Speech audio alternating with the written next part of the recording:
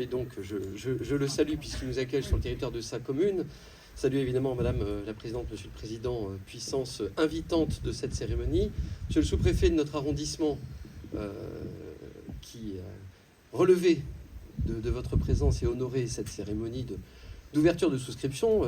Bruno rejoint, alors on ne sait pas s'il faut le saluer comme sénateur, comme Villefranchois de souche, de cœur, de vie, tant tu as été politiquement au service de cette commune et de ce canton, et que tu restes ancré dans ce territoire singulier, comme j'en suis l'héritier, comme élu départemental, puisque c'est le canton dans lequel je suis élu. Vous pensez bien que je suis sous haute surveillance, que tout l'héritage transmis soit préservé, valorisé.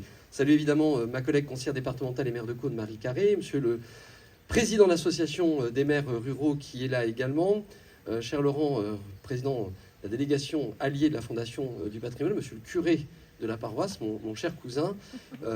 Permettez-moi de saluer plus globalement les personnels de l'IME, les familles, les enfants qui sont ici accueillis, saluer les forces de sécurité, gendarmerie et pompiers, capitaines, qui êtes là, et vous toutes et tous.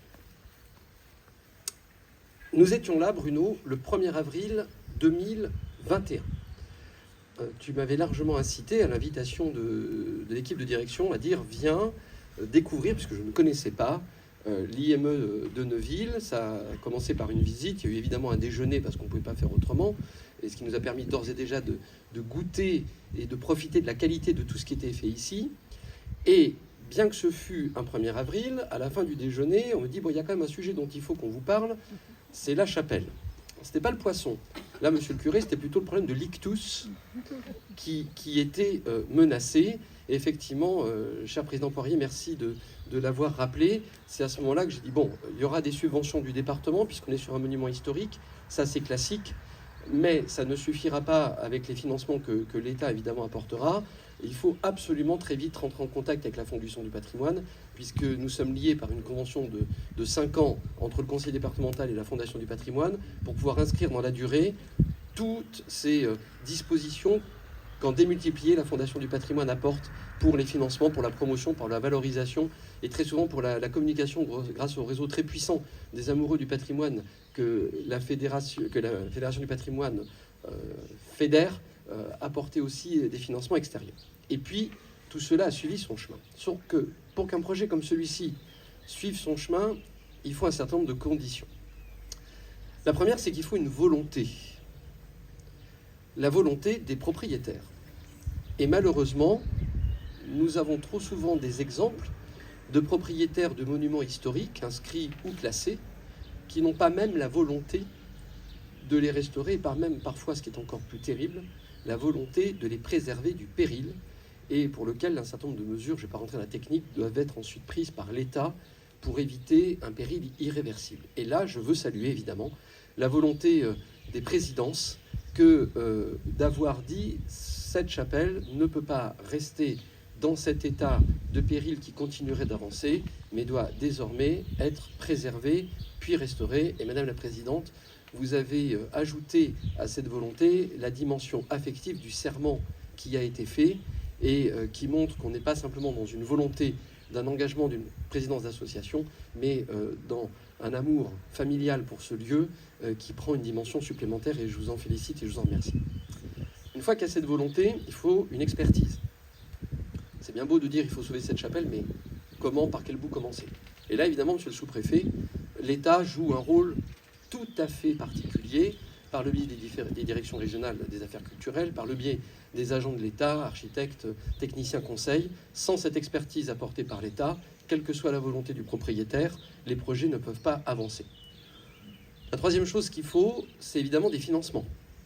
Alors les financements, l'État en apporte, le département en apporte. On a déjà voté et versé la première partie de l'étude de préfiguration. On va voter à la fin de ce mois en commission permanente une deuxième part de financement sur la deuxième tranche. Ça sera un peu plus de 8 000 euros sur un peu plus de 35 000 euros d'engagement. Et le dispositif du département est très simple, c'est 25% des travaux dès lors que le monument est ouvert au public, ce qui sera le cas, ça a été rappelé tout à l'heure, avec une volonté de l'ouvrir au public, au moins par le biais du tissu associatif et dans le cadre d'animation culturelle hors période d'ouverture de l'IME. Et donc, les financements, c'est jamais suffisant, l'État, le département, et c'est la raison pour laquelle il faut une quatrième chose, c'est du dynamisme et de l'énergie. Et je puis témoigner, sans avoir besoin d'en rajouter, qu'en la personne de Laurent Poirier, on a un délégué président pour l'allié de la Fondation du patrimoine avec le réseau de ces délégués territoriaux qui font que de l'énergie et du dynamisme, il n'en manque pas. Parfois beaucoup. Parfois, il faut même suivre. Mais mieux vaut ça que de la latence. Et qu'effectivement, cette énergie, elle est indispensable pour arriver à construire tous les partenariats nécessaires, et singulièrement les partenariats financiers, parce que quand on nous parle de plusieurs centaines de milliers d'euros de travaux nécessaires, qui ne vont pas se faire en 1 année, 2 années ou 3 années, qui vont s'inscrire sur un temps plus long, évidemment, il faudra que l'engouement qui est né aujourd'hui ici s'inscrive dans la durée et que ça ne soit pas un effet instantané sur un spot de communication, mais évidemment tout le monde va être appelé à contribuer et à donner, pas simplement aujourd'hui, mais encore pour quelques années. Autant le dire que ceux qui ont d'ores et déjà prévu de faire un don à la Fondation du patrimoine, préparez tout de suite un prélèvement automatique mensuel, sans limite de temps.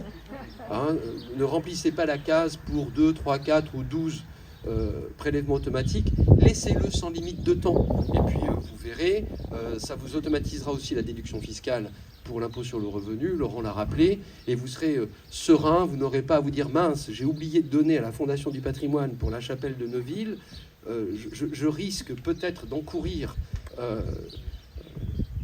les éclairs du ciel ou la perte pour l'éternité du salut de mon âme. Donc, pensez à vous, pensez au salut de votre âme. » Et pour terminer sur une autre plaisanterie, je peux vous dire que quand on est venu avec Bruno, on a pris le risque de rentrer à l'intérieur par curiosité. Et là, l'âme gauloise nous a saisis et effectivement, nous craignons vraiment que le ciel ne nous tombât sur la tête. Et donc, grâce à la générosité de tout le monde, on sera demain préservé, tout Gaulois que nous resterons, et surtout tout Bourbonnais, que le ciel ne pourra pas nous tomber sur la tête, sauf en forme de grâce. Bravo.